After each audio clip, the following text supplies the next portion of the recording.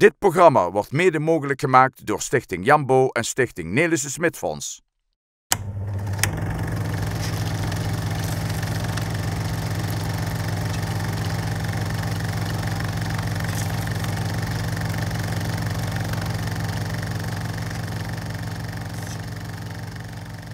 In deze uitzending van Venray van Toen besteden we aandacht aan het oude gymnasium van eind jaren 30. Het gymnasium is inmiddels uitgebreid met een internaat en de leiding is in handen van de paters Franciscanen van het klooster tegenover de school. De school heeft een goede reputatie en staat hoog aangeschreven. Honderden studenten vanuit heel Nederland komen naar Venray om hier intern te studeren. Maar ook uit de regio en Venray zelf vinden studenten hun weg om gebruik te maken van de geweldige faciliteiten van het gymnasium. Kijkt u mee naar weer een mooi stukje historie. Dit keer van het katholiek hoger onderwijs in Venray.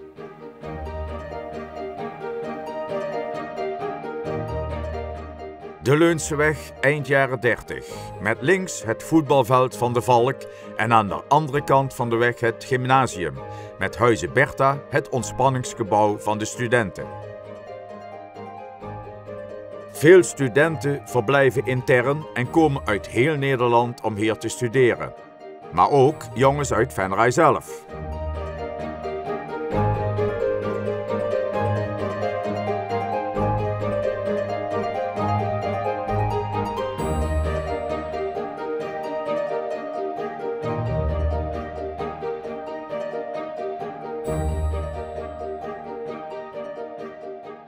De leerkrachten zijn hoofdzakelijk paters van het Franciscanenklooster tegenover het gymnasium.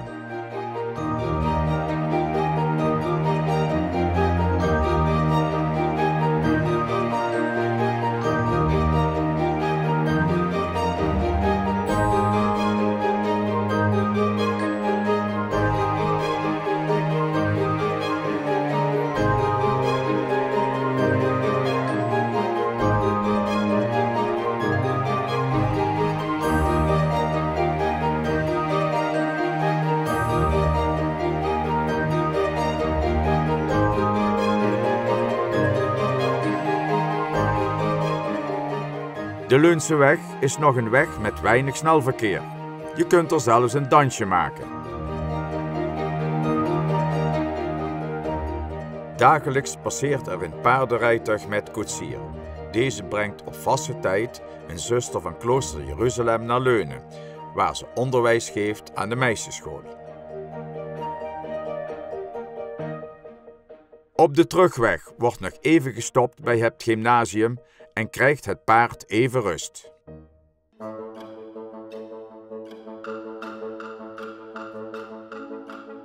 In deze periode heeft het gymnasium zijn eigen voetbalvelden en enkele elftallen.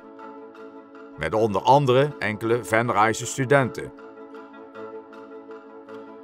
Toon Peters, Piet Wintels, Piet Gussen en Jackie Verstraeten.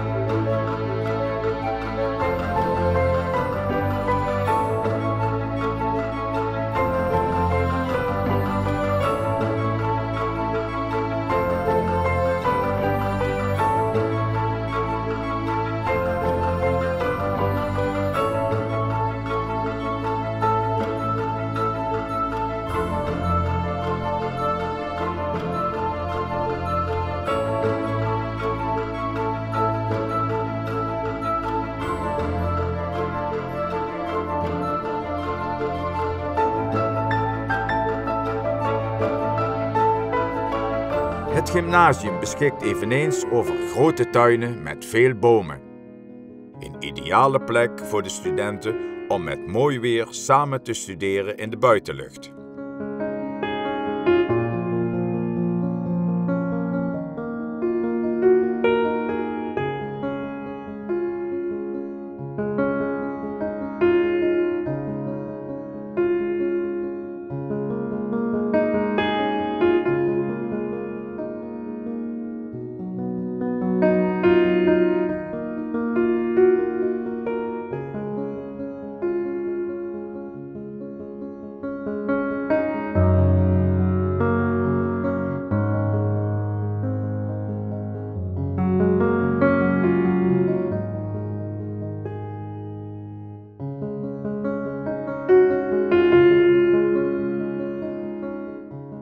De tuin is eveneens een favoriete plek van de paters, om er gezellig een kaartje te leggen.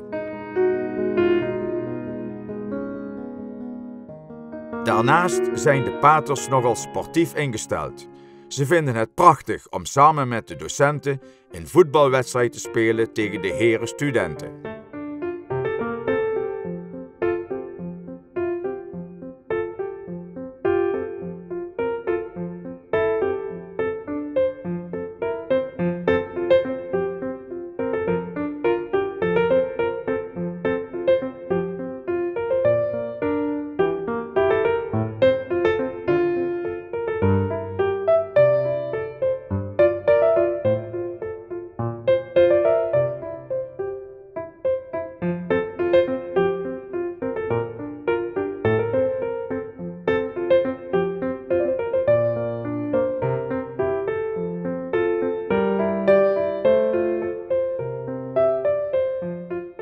Helaas is de conditie van de docenten en paters niet al te best en wordt de wedstrijd nogal eens onderbroken door blessures.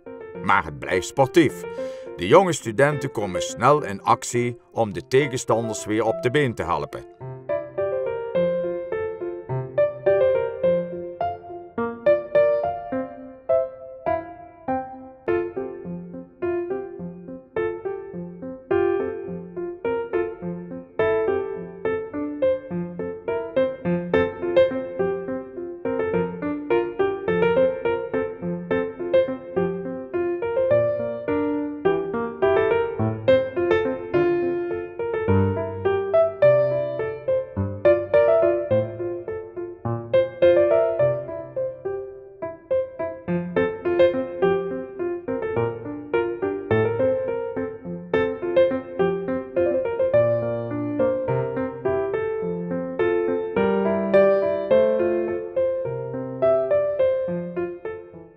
Sport en ontspanning zijn belangrijke factoren tijdens de studieperiode. Zwemmen deed men in de Maas bij Well. Hier krijgt men onder andere zwemles van sportleraar Piet Hoedemakers.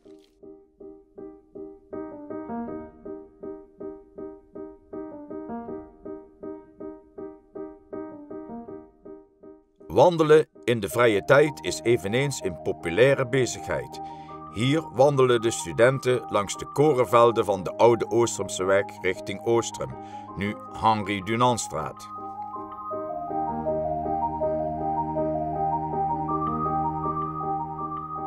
Op de achtergrond staat het huis van klompenmaker Jeuken en rechts de boerderij van de familie Klaasens, nu groente- en fruitbedrijf.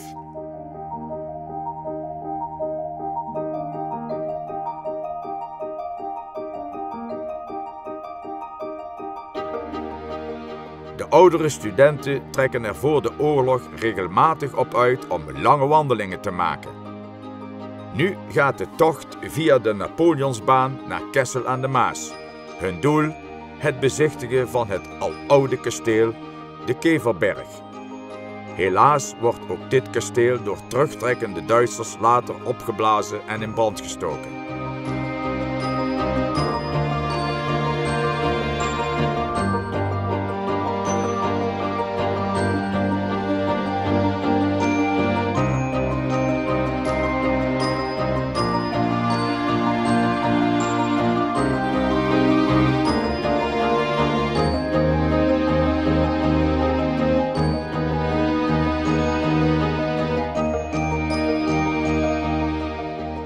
Na een lange tocht is het goed toeven aan de Maas en genieten de studenten van een welverdiende rustpauze.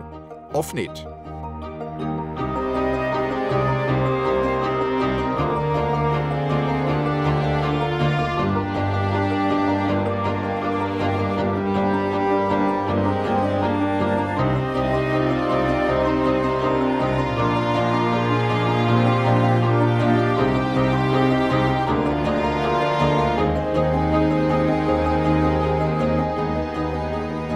In de winterperiode zorgen de paters ervoor dat men kan schaatsen. De tennisbaan van Hotel Gitsels, het latere San Damiano aan de Paterslaan, wordt dan omgetoverd tot een ijsbaan. Als volleerde kunstschaatsers schaatsen pater Otgeris en student Herman Matthijssen hier hun verplichte kuur.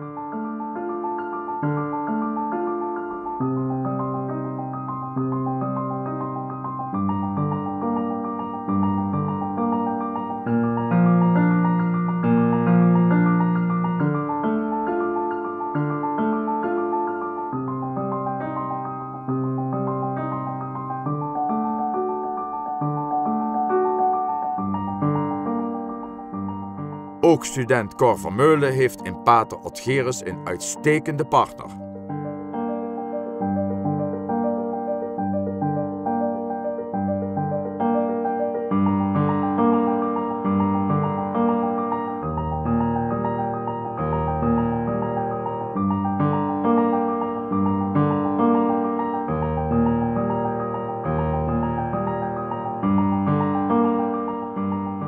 Zoals gezegd, het gymnasium beschikt over de nodige sport- en recreatiefaciliteiten. Men heeft zelfs een eigen recreatiezaal, compleet met bühne voor toneel- en muziekuitvoeringen.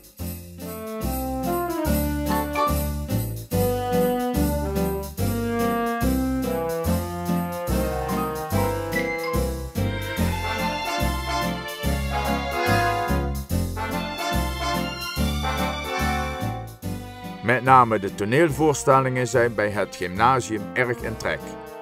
Traditioneel wordt bij een feest of jubileum een mooi toneelstuk opgevoerd door studenten en docenten.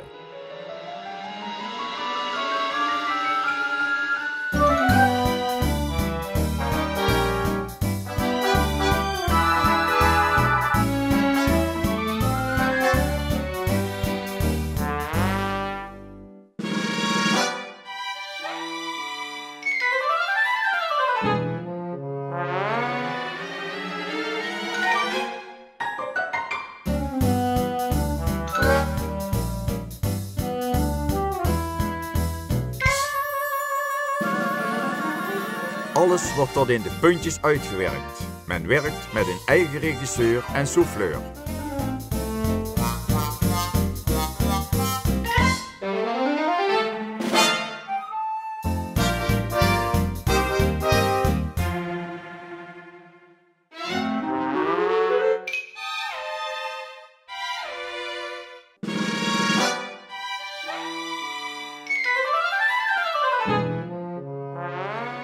Muziekleraar Welting staat garant voor de muzikale ondersteuning.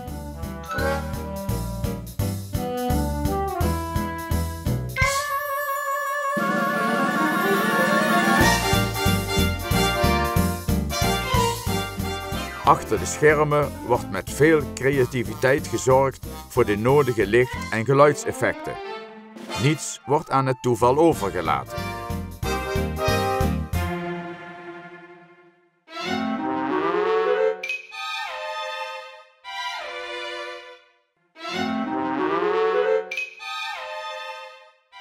Roken op het gymnasium is in deze periode schijnbaar een must. Zelfs in de leslokalen wordt gerookt. Of is het misschien een spel?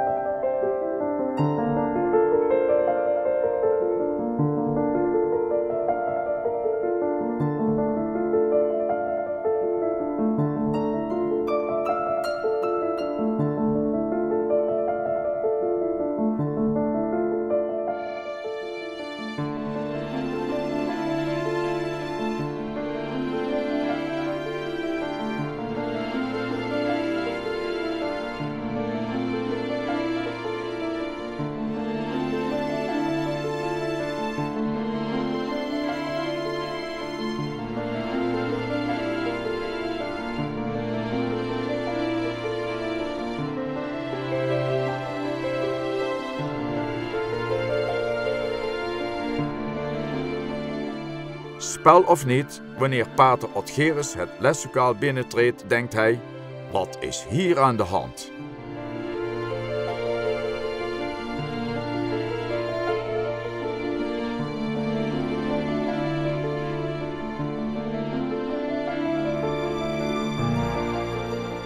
Korte tijd later gaat ook pater Otgerus overstag en rolt hij zijn eerste sigaret. Het plan of stunt van de studenten is geslaagd.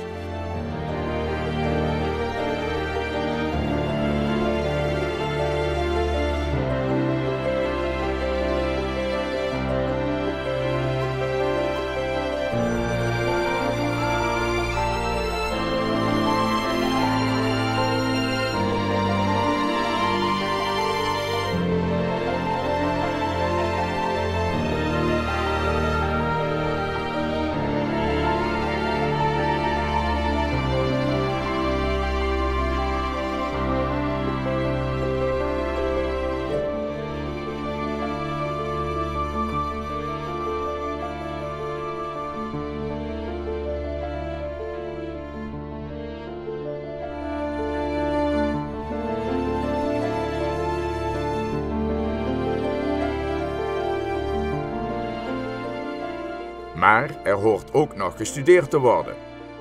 Hier is echter weinig animo voor. Door het roken zijn schijnbaar alle studenten gedrogeerd en vallen in slaap.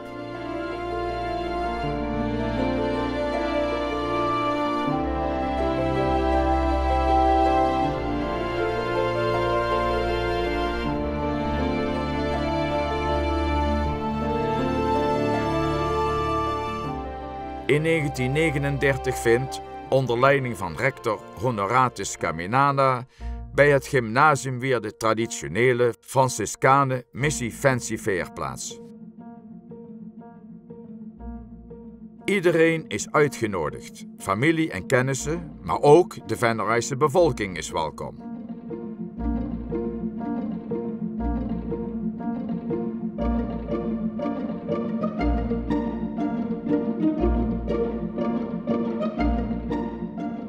De studenten staan paraat om te assisteren daar waar nodig is.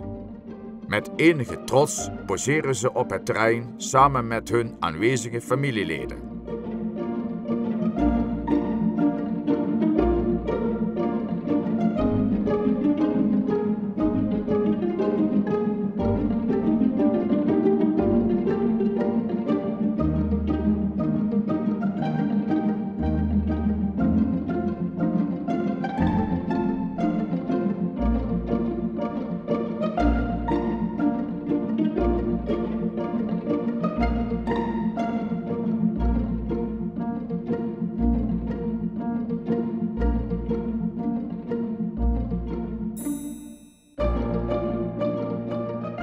Wanneer alle genodigden aanwezig zijn, vindt de officiële opening plaats.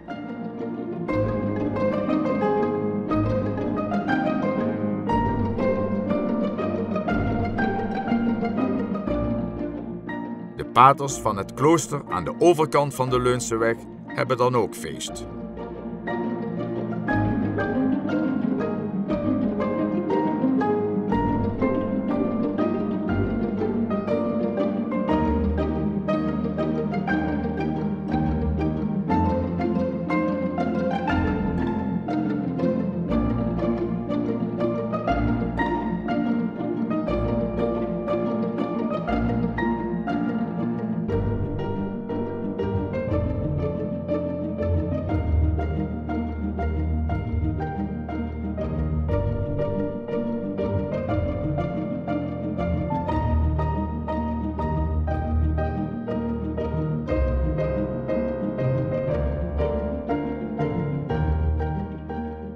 Iedereen kan zich hier uitleven.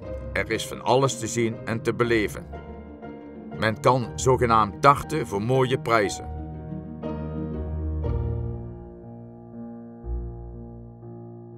Maar uiteindelijk is de Kop van Jut, zowel bij de burgers als paters, toch de populairste attractie van het Fancy Fair.